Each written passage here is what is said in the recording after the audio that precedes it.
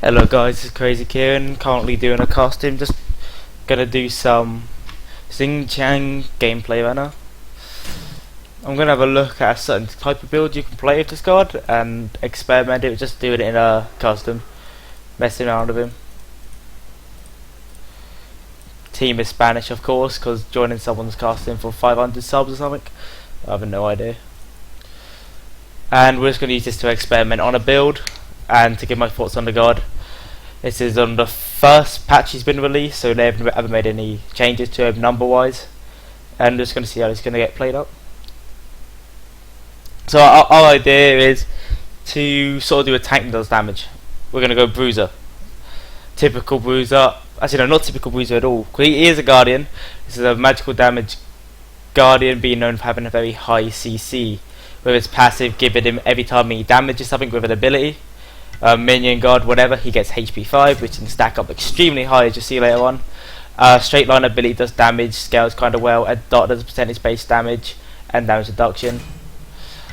A AoE where you stab your target, throw them in the air, and if you land on them you root them, so you can do double damage, as well as a jump that you can jump twice if you hit an enemy god. I think it re-gives you your protections. And an ult where you just grab your enemy, spin, throw them to wherever you want, a bit like a Mercury ult but better, but you have to be a lot closer. That's why you get that tank up. So okay, so there's two magicals, so magical defense is probably going to be a good idea, but we're going to do it anyway, because we're probably going to go into Stone of Gaia, and the reason we're going into Stone of Gaia is because head in the passive you can get a lot of HP 5, this will give you HP 5 as a base stat, as well as the passive will also give you additional HP 5. And we'll be able to take more damage from Poseidon and Sylvanas, and we'll still be able to deal out damage just by how the base abilities work, and with the percentage based damage, as well as just being able to constantly deal damage without being killed is a big part of it. Sorry for me fidgeting around so much, I'm sort of doing this all live, I'm not going to do any editing on this video, so this is all just uncut gameplay. Okay, so we're gonna, for some reason we're starting level 5. It's a custom game, I don't control it, so it's an interesting start. Rebinding my keys, I'm using a custom mouse. I'm going to try to communicate to the team that we're going to go there.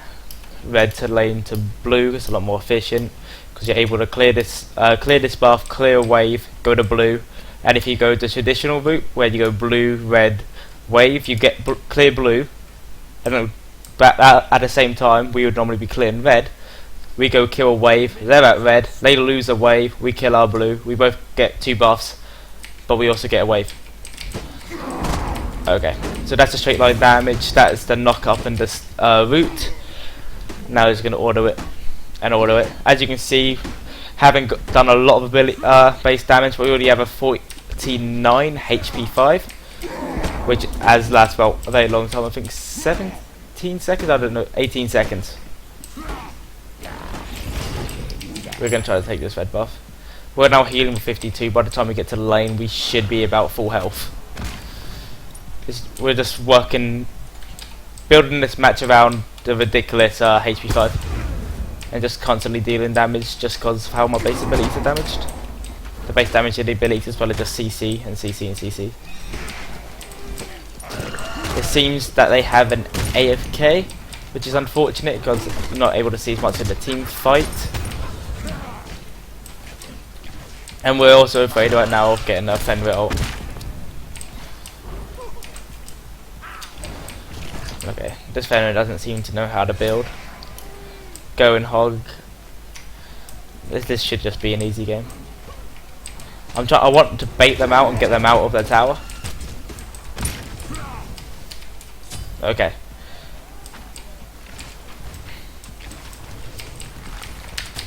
Okay, now this is where we're grabbing our enemy, we're picking him up, we're throwing him, knocked him up again, massive CC, my teammate's able to pick up the kill. Now we're just going to rinse and repeat that. Our base cooldown when we fully level is 80. And we're going to build cooldown. I like to go full CDR on him, because you have to do a lot of outplay potential with this god. Because you're able to do your percentage based damage, and just continue to do damage, or stack your passive.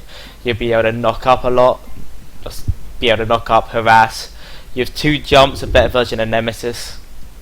Well, they're not jumps, they're more like dashes, like as in Nemesis, because you can't use this over a wall, which can be pretty annoying at times. As well as our ult will go to extremely low cooldown. Yeah, let's just damage that. Okay. We're just going to walk in here, knock him up, deal a bit of poke. He's ulting for Tyr. I'm fine with that. Tyr's now dead. Okay, now this is where we show the outplay. I'm just going to stack my HP 5. Chase him down. Oh. He was able to juke that. Him having so many dashes can make it kind of tedious. We're playing careful for the Kraken. 5 seconds.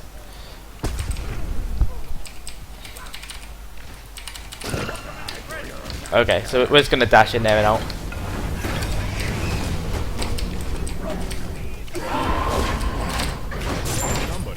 So I'm probably dead here just because of positioning. We're gonna see if we're able to make it out of here.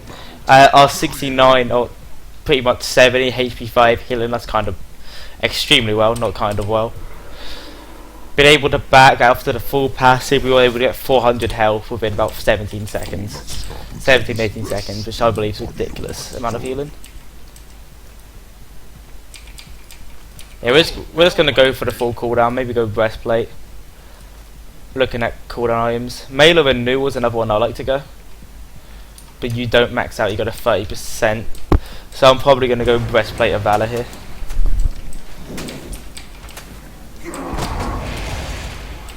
Not getting plucked by that. Oh, okay. Now this may be an issue for us. Our 2 dashes are going to get us out of this. Proc some more HP 5. We haven't got any physical defense yet. Just letting ourselves heal up. Output's coming in, dealing the damage. Knocking up our targets. Jumping on them, dealing damage. Waiting for our one to get off cooldown. All our teammates to deal damage. And now he's dead. Doing all this, I still have 70 HP 5. And if I do this buff correctly, I'll be able to keep that the entire time. Yep, that should be fine. Healing pretty much as it's damaging us. There's no real worry here. We're going to take this buff and back.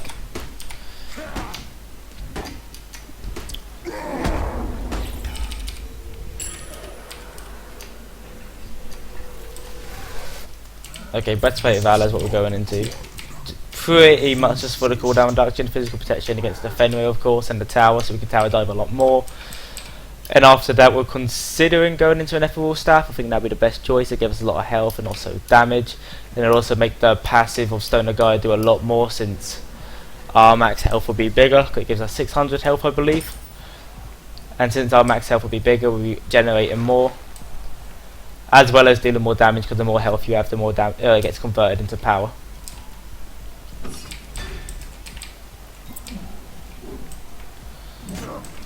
Okay, so it's going to damage the wave. Our opponents still don't have beads, so I'm just going to pick him up, throw him out there, knock him up again, chain CC, he's not getting out. Freest kill in the world.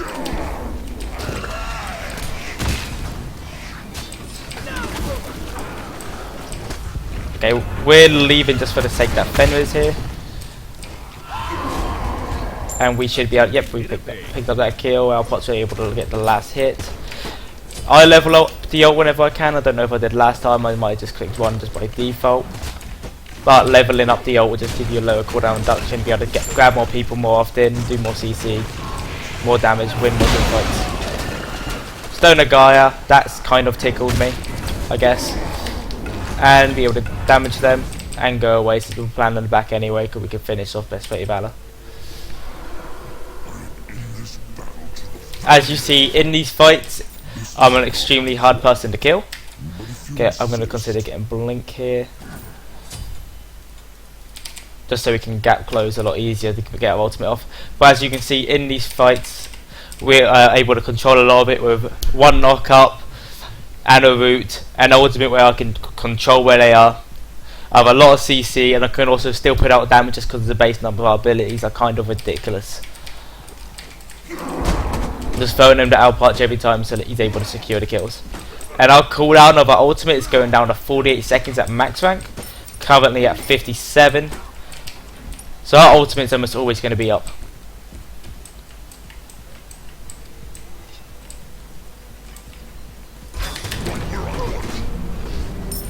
Two free kills, just feeding them to our team or picking them up off itself. They're not getting away from that.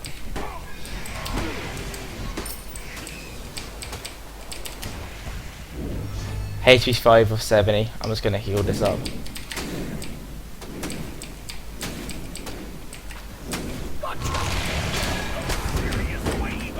Knock up. Get a jump on them just to pick up the HP 5 and a bit of damage. Was able to bait out the Kraken. Walk away. Healing a ridiculous amount still. Not even fully stacked on a passive. We now have almost 100% HP 5 with Sov being next to us.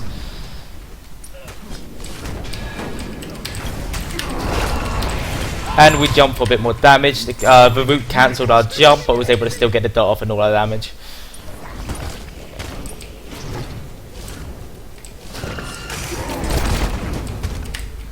We're just going to pick him up, grab him with our ultimate, throw him towards our teammates, keep him knocked up, CC, the root is now on. Our bot should be able to pick up this kill. Our dot was able to pick him up there. And so this is my moment to back. Hopefully our bot doesn't get killed. He tanked too much of the Phoenix, there's nothing I could have done there if I stayed anyway. 2% maximum health is converted to magical power. We currently have 60 magical power, so we can see how much this item gives us. I believe at the moment we can currently 1v3, especially with our level advantage and item advantage onto the opponent, as well as just how this god is currently played, at least by me. I know a lot of different people are playing him differently.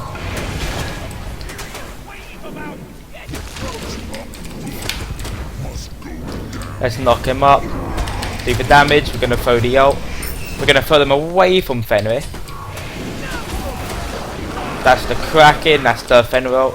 Not sure if I'm able to get out of this, but then I have 2 dashes. I'm going to run away, I'm healing up, I'm going to be able to turn this around.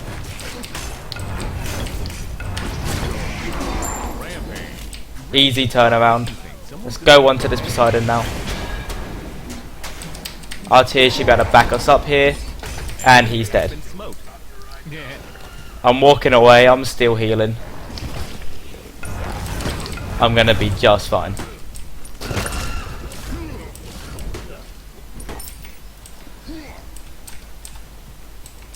I'm going to back here. I could probably say the finish of Sylvanas because my ultimate is almost up, but I want to see how much power I get from Ethel's Staff. Ethel's Staff gives us 30 power from Pursuit's Focus. Full Ethel's Staff turns us into 108 power. Not for best, but also not for worse from a very tanky character. I'm trying to consider what our next item could be. I'm thinking of the Bancroft's because we'll be able to outplay with all our abilities and the slow cooldowns. General Isolation for their health as well as being able to annoy our target. Warlock you could do in a laning phase, but I'm thinking about going into a penetration item. And since our one is a dot and we're using a lot of abilities together, we're going to go into Spear the Magus to be able to cut through Sylvanas' defences. We haven't really gotten a chance to use the blink just because they still have it. The enemy team still hasn't got beads. This is like an Ares situation where you will need to get beads if you're playing against this character. Just because he'll be able to do too much to you if you don't have him. Like this, do walk up, dash, and he's dead. No beads equals no life.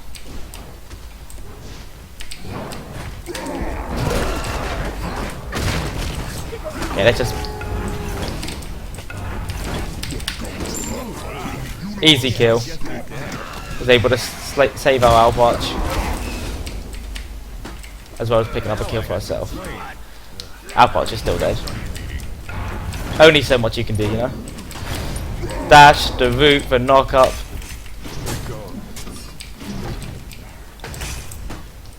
This Levanus is not getting out of this. Oh, maybe he is. Ugh! For greed, we really want it.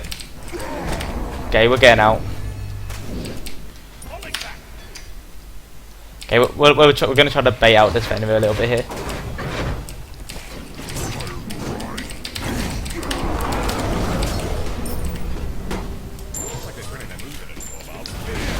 And the double dash to get out of the ultimate. Like I said, the reason I'm enjoying this card right now is because not only do you heal and you can be very controlly in a fight, but the amount of outplay potential you have, I think is ridiculous. Because I was able to CC them, I was able to ult them, they had no beads again. My ult cooldown is very low, especially compared to their ultimate. It's just very easy to control this fight, especially since their builds aren't very good and I don't believe they have very high level of play. Well, that's just my opinion.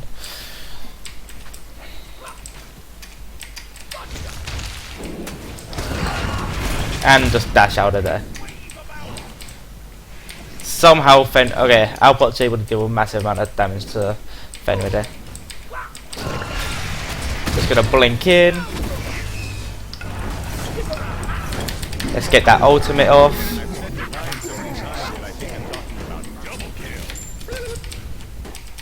Easy kills, easy life. We can just tank this a little bit. We can probably finish this off here.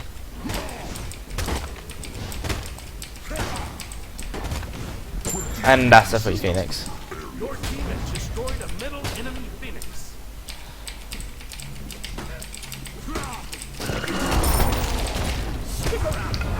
He grabs the person that has 2 escapes. Probably not the best choice.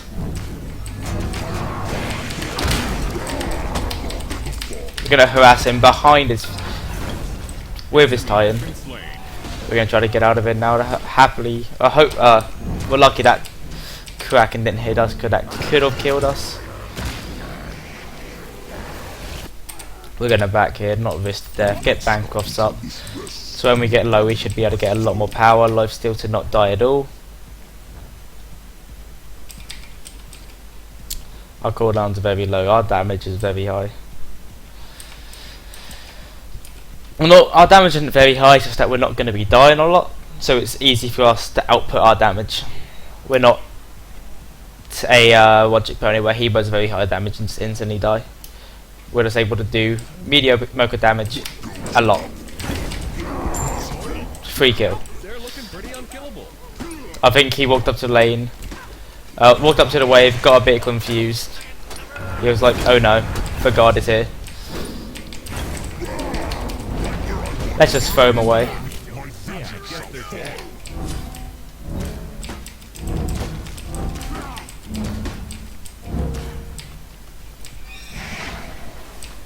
I don't think I'm able to solo the Titan.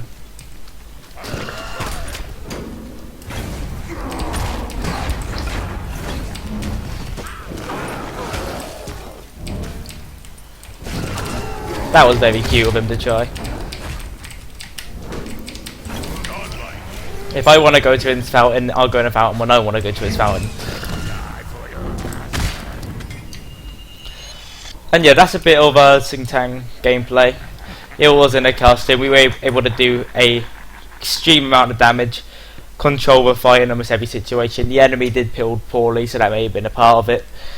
But yeah, thank you for watching this video. If you liked it, like, comment and subscribe. That's all optional.